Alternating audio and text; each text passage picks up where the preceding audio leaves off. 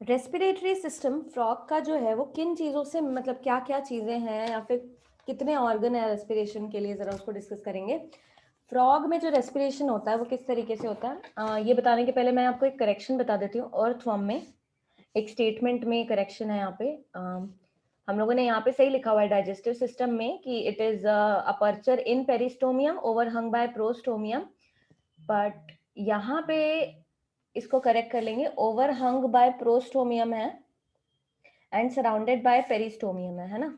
आप समझ गए हो, मतलब तो आपको समझ में आ जाएगा कि मिस्टेक क्या है। पेरिस्टोमियम और प्रोस्टोमियम एक्सचेंज हो गया। ओवरहंग मतलब जो उसको कवर कर रहा है, so it is overhung by prostomium and it is surrounded by peristomium. बस यही करेक्शन है,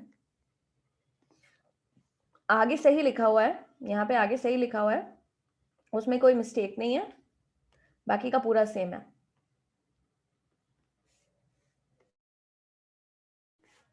तो रेस्पिरेटरी सिस्टम यहाँ पे हम लोग फ्रॉग का डिस्कस कर रहे हैं।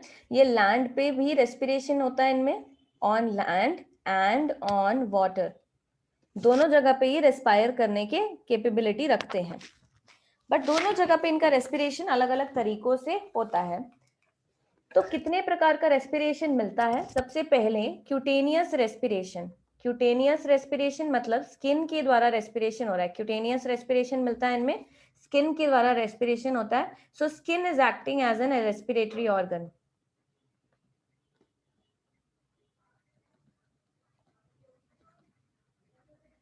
Skin acts as a respiratory organ. Total अगर आप बोले कि अर्थवॉर्म में कितना प्रतिशत क्यूटेनियस रेस्पिरेशन होता है, तो अबाउट 35% रेस्पिरेशन स्किन के द्वारा होता है। स्किन इनकी कैसी है? Skin is highly moist, skin is highly moist, highly vascular and thin. thin है, moist है, vascular है, मतलब बहुत ज्यादा ब्लड सप्लाई होता है। सो बेसिकली जो भी ऑक्सीजन होगा वाटर का, dissolved oxygen in water,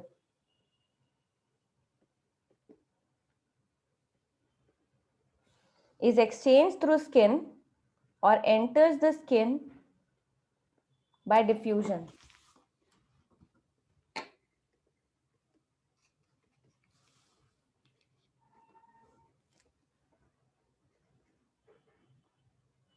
Enters the skin by diffusion. And mostly ये चीज ध्यान रखिए, ड्यूरिंग हाइबरनेशन, जब ये सो रहे होते हैं, रेस्टिंग समय होता है इनका हाइबरनेशन के समय, एंड एस्टिवेशन के समय, summer sleep and winter sleep, respiration is majorly through skin.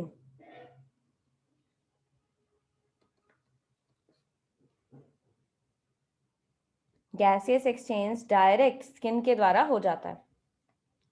ठीक है, this is about cutaneous respiration. Next देखिए, इनमें इनके जो लार्वा है ना, उनमें gills are the respiratory organ.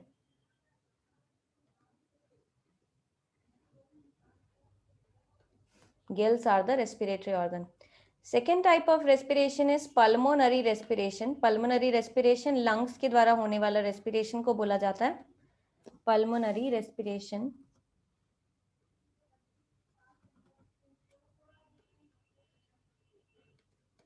Pulmonary respiration करीब 56% रेस्पिरेशन जो है वो लंग्स के द्वारा होता है।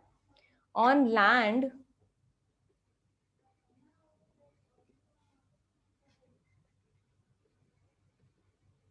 buccal cavity, skin and lungs are the respiratory organ. Water में जब तक था, जो इनकी लार्वल स्टेज वाटर में रहती है, उसमें रेस्पिरेटरी ऑर्गन गिल्स हैं।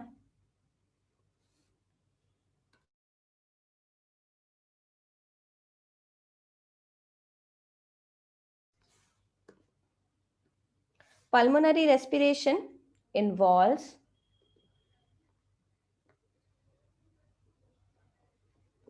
lungs and respiratory tract.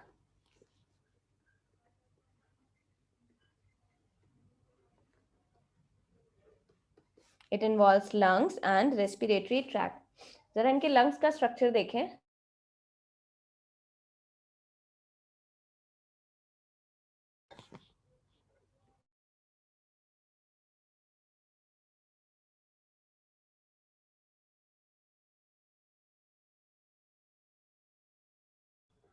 Lungs इनमें किस तरीके के पाए जाते हैं?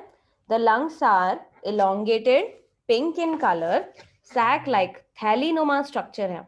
कहाँ पे प्रेजेंट होते हैं? Present in upper part of trunk known as thorax region। Upper part of trunk या upper part of body thorax कहलाता है। एयर एंटर्स इनसाइड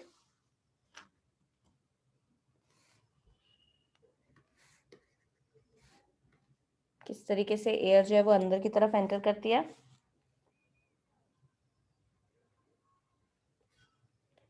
इनहेलेशन की प्रोसेस के बारे में बात करें,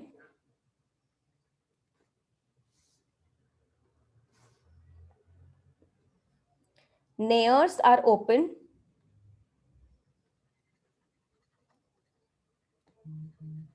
जिसको नॉस्ट्रिल्स कहा जाता है। ग्लॉटिस बंद करेंगे,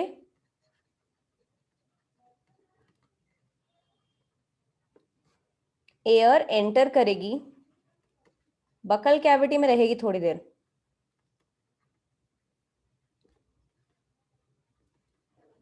air remains in buccal cavity for some time.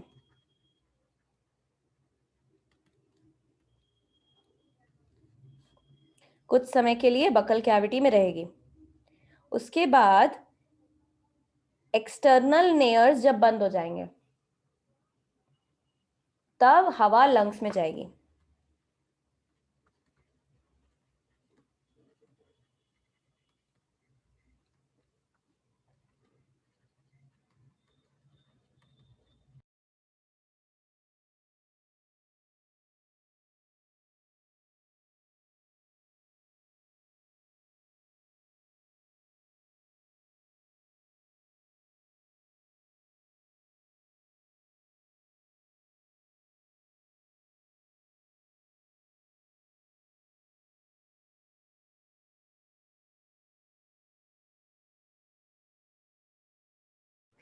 Inhalation किस तरीके से होता है? इनहेलेशन के लिए पहले नॉस्ट्रिल्स ओपन होंगे, ग्लॉटिस बंद रहेगा, हवा थोड़ी देर के लिए एंटर करके बकल कैविटी में रुकेगी, फिर बकल कैविटी में पड़ी रहेगी, फिर ये वाले नॉस्ट्रिल्स बंद कर देंगे, तब हवा लंग्स में जाएगी।